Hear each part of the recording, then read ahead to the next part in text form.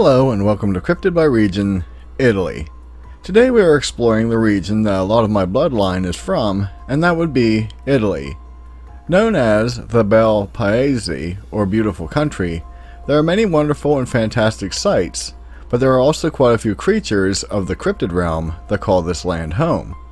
Although you frequently find in the European areas that there are more beings found in older texts rather than current sightings.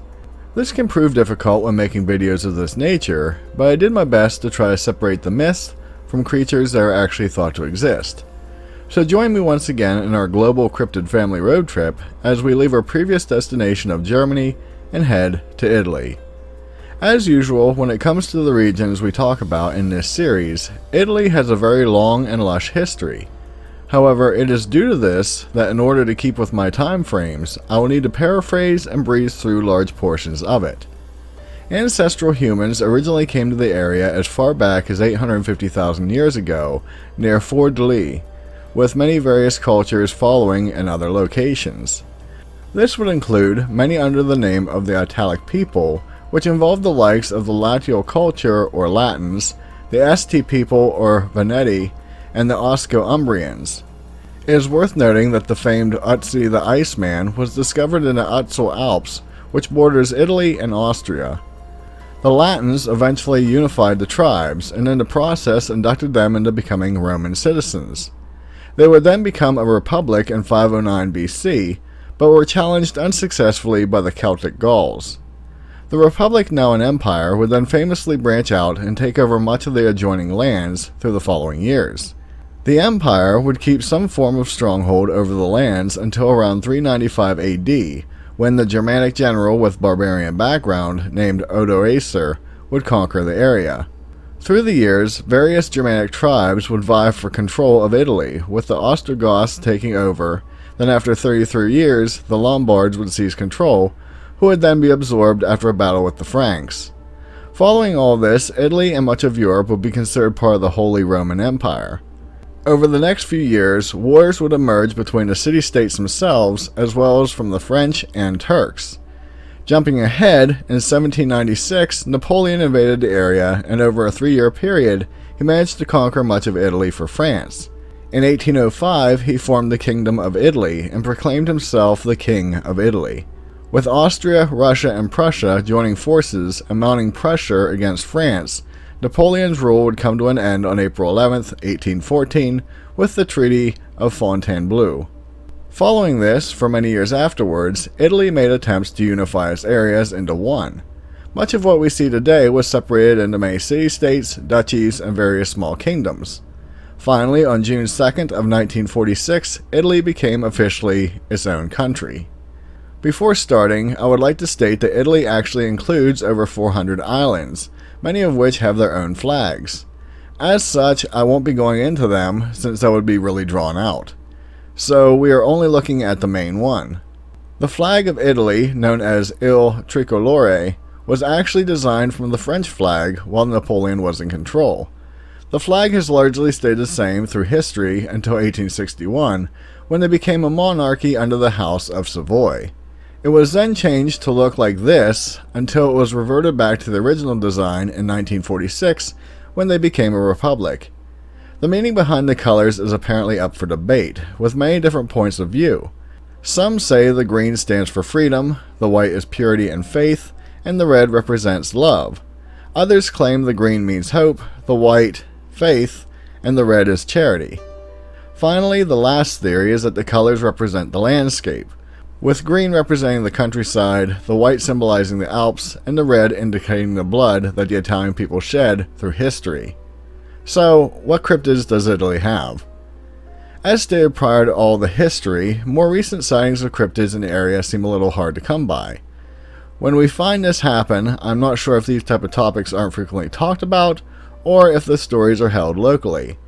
This is something I would love to know from our viewers who live there. As such, I'm including stories about them where they are actually seen, rather than something simply made up as a myth. So, due to the location, it probably is best to look at the various water-based cryptids here. I was going to include this one on our honorable mentions section, but on second reading, I think it deserves to be on the main list. In September of 1741, a strange yet familiar creature was found washed ashore on the beach of Licata in Sicily. Many people witnessed the creature, and it was given the name Mongatore's monstrous fish. Why it was called this is unknown, especially since what was seen didn't resemble a fish, but more of an odd whale. It had a single blowhole, was said to be 45.5 feet long, it was over 23 feet in circumference, and its tail was over 2 feet long. The real oddity was that it was said to have 2 pronounced dorsal fins, and the teeth were simply described as powerful looking. Now what is weird is that the only known creature similar to this description would be a basking shark, but they don't have very large or pronounced teeth. Not to mention, they don't possess a blowhole either. Some have suggested that it may be a surviving prehistoric basilosaurus. As much as I would love for this to be the case, since they certainly had the teeth, I couldn't find where they had 2 dorsal fins and they had a type of blowhole that was located on the top of their snout. So the mystery still remains, but all is not lost. While the identity is unknown, a similar creature was seen off the coast of Chile and was known as Gilioli's whale. In 1983, another one was seen off the coast of Aberdeenshire, Scotland, by a French zoologist named Jacques Magret. It only seems a matter of time before this cryptid becomes its own recognized species. In the region of Lombardy, there is a glacial lake called Como. For years, people have claimed that under the watery surface resides a large creature known as Lariosaurio, or lizard from Lario. The history of the sightings start in a real weird place, since fossils of a 2-foot-long nothosaur were found near the lake in 1847, and these remains look very similar to what people have been describing. On November 18, 1946, 2 hunters claimed to have seen a weird reptile-like creature swimming very quickly in the water, about 10 to 12 meters or 33 to 40 feet from the shore. It was said to have very sharp-looking reddish scales running down the length of its body, and it was moving very fast. The men grabbed their rifles and fired at the creature, but they missed, and the being hissed and vanished under the water. Then, in 1954, a father and son saw a 3-foot-long creature swimming in the water, and it had a rounded snout and webbed feet. In August of 1957, there were claims that a large reptilian-looking creature was seen swimming in the waters near Dongo. In September of that same year, a diver in the bathysphere was under the water at a depth of 328 feet. While down there, he claimed to have seen a large creature that had the head of a crocodile and the feet of a reptile. In 2003, a creature was seen near Lecco, where it was described as being around 35 feet long, and it resembled an eel. In northern Italy, between Brescia and Verona, you will find another body of water with a monster gliding under the surface. In Lake Garda, the creature lovingly known as Benny has been seen for over 500 years. It is said to be around 25 feet in length, has a snake-like body, but has a large belly and 4 flippers. It has a bilobate-shaped tail, its skin is shiny, appearing to not have scales, and it has sparse teeth in its mouth. Many assume that the creature only eats algae and small fish and poses no threat to humans, although this may be a gimmick to make it more friendly to its ever-growing fan base. The first recorded sighting is thought to be from the 16th century, when historian Bongiorni Guardarolo wrote that the lake had many sightings of large water monsters. Following this, people at a nearby monastery saw the creature swimming in the waters. Then, on August 17th of 1965, 10 people claimed to see a 10-meter or 32-foot long snake-like creature rise from the water and then submerge again. In that same year, a fisherman said he saw a giant humped snake on the water's surface. Following this, a diver reported seeing it in 2001, and a hotel owner in Manerba also saw it. In 2013, a family saw a creature in the water that was over 40 feet long, and it appeared to be a mix between a snake and a whale. Sightings continue frequently to this day, and the interest in the beast has seen many expeditions to uncover what Benny is. This includes diving robots and even sonar devices. There were so many sightings that it even brought Jeremy Wade of River Monster fame to the area. In 2019, Jeremy caught a 6-foot-long torpedo catfish, but that is nowhere near the size of the creature that people have been reporting. Our final cryptid that is found in the water is a real oddity. Honestly, I would have added it to honorable mentions since its existence is questionable, but I knew many of you would be interested in knowing more about it. The creature is called, and pardon me with this because there was no pronunciations, Marabeka. and it shares its lore with Italy and the nearby island of Malta. It is a creature that is said to make its home in water wells and will take the appearance of a woman, a reptile-like being, or even something more monstrous. It is said that it can only move at night, but there are different versions of this. This being is said to feed on any person that ventures too close to the well at night. The story splits here, in that some claim that the creature will leave the well and drag people from their home to eat them, while others state that the being will turn people into a monstrosity known as El Binga, and those creatures will bring people to the well and throw them in so it can feed on them. It is said that they will actually poison the town's water supply and can travel through the sewers to find a new home. There are claims that this creature is simply a tale to keep children from playing around wells, but it does seem odd that they are only said to attack at night. Again, I don't think this one is real, but I knew a few of you would find it interesting. Moving on, we have an oddity that doesn't really fit into our normal categories. This would be the weird tomb spider. The tale of this creature was first made public on November 29th, 1896. In the article, it claims that the spider was found in tombs around Italy and was a pure white color, had 12 legs, and was 3 to 4 times larger than a tarantula. And, oh yeah, had large wings like a bat. In the tale, Roman workers uncovered a 5th century church, and while at the site, they witnessed such a creature. They claimed that an insect that was white as wax and the size of a man's fist emerged from the darkness and stood crouched by a stone 3 feet away. At the sight of this spider, the worker's guide looked around nervously and then bolted to the exit of the cavern. The men stayed just a second longer, but then lost their nerve as well. It is said that such a creature is claimed to be an omen of death for the viewer or one of their family members. In 1973, a similar spider was discovered living in the caves on Kauai Island in Hawaii. While it doesn't have wings or 12 legs, it is fairly large and is white in color. Was this story a real sighting, or simply created from the typewriters of early newspapers?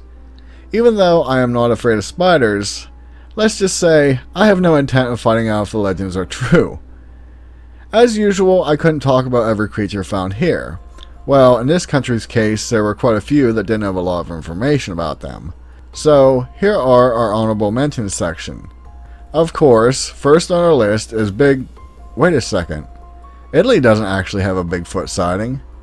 However, there is a very similar version known as a wild man. Unlike its cousins in the United States, this version was said to live in the Alps and actually taught people how to do things. Primarily, it was known to be skilled at making cheese of various types.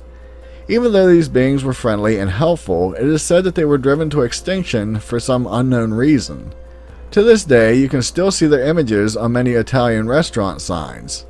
While not technically a cryptid, there is an image found on the Duomo di Milano Cathedral that depicts a creature that can only be described as a dog-sized long-necked dinosaur. Even in this artwork, it is shown eating leaves rather than the gory scenes we normally see. It is known as the Duomo dinosaur, and some think it actually depicts the creature known as the Tarantazio dragon, which was said to live in Lake Garando. Interestingly, the lake is now dried up, but a large bone was uncovered that many believe to be the rib of the beast. It is on display at the Church of San Bassanio. I also recall talking about tales of people seeing gargoyles in this country. And no, not the fake video that was making its rounds on the internet. There are many legends and sightings of mermaids in this area. I saw many tales of people sighting ogres here, but of course, those were normally historical accounts. You are said to find a creature called a squask in Lombardy. This imp-like being is said to resemble a squirrel with a human-like face. It is normally considered a bad spirit, but it typically likes to scare children or play pranks on homeowners. The creature that many people are familiar with from the Witcher series is found here, and it is known as a striga. This could be either a female demon, which resembles a vampire, or people could actually be cursed as one from birth. In talking about this, I may be interested in making a facts behind the Witcher creatures video in the future. While the show, books, and games get a lot right, they also do add things, and in the case of the striga, omit things that are very interesting. Another cryptid that I have talked about in previous videos is found in Italy as well as other places, and that would be the cat-headed snake known as a tatzelworm. It should come as no surprise that there are many legends of dragons in this area. There are a lot to choose from, but for extra reading, the Thyrus Dragon is quite a fascinating tale. Of course, there are werewolf legends here under the name of Lupo Monero. According to their lore, they are humans cursed from birth by being born on December 25th. Luckily, many of these creatures are said to be unable to climb staircases that are over 3 steps high. So, who needs silver bullets in Italy? Finally, there is a legendary creature that is still celebrated to this day. It is known as the Basilisk, and it is said to live in the forest of Val Camonica. It is described as having an enormous head, which is covered in goat skin. It has a large mouth, glowing red eyes, and 2 small horns adorn its head. Apparently, in the town of Andrista, the creature is captured on the 5th and 6th of January during the period of Epiphany. The creature is then paraded around town and even required to provide a speech before finally being set free back into the forest. Again, it is doubtful that this is real, but who doesn't love a good story? And the ceremony does still take place today. As I end this, I hope you enjoyed the video, and that I made Italy proud. I actually started making this last week, but due to the winter storm Izzy, it made things a little bit difficult. We actually received over a foot of snow here. Remember to keep voting for which state you would like to see next in our Cryptid by State series. Even though I haven't been able to reply to comments much as of late, I promise you I still read everything you say and keep a going tally. Keep in mind that our Cryptid by State series is currently being shown on Intrigue TV and Paranormal TV under the name of The Ben Miller Show. Both of those can be added to your Roku, Apple TV, Google, and Fire Stick streaming devices. For those in the Boston area, you can watch it on WCRN. There are multiple other stations within Intrigue TV, but I'm not sure how to find the listings there. All I know is that half of them do show that they are broadcasting the content. While I greatly appreciate your viewership here, I also would like to have strong numbers on the TV side. That way they will continue to want more content from me, and it broadens our reach. If you haven't yet done so, do please consider subscribing to my channel for more content like this. Also, it would be greatly appreciated if you share my videos with someone you know who may enjoy this type of genre. With that, be safe, and I'll see you in the next one. Later.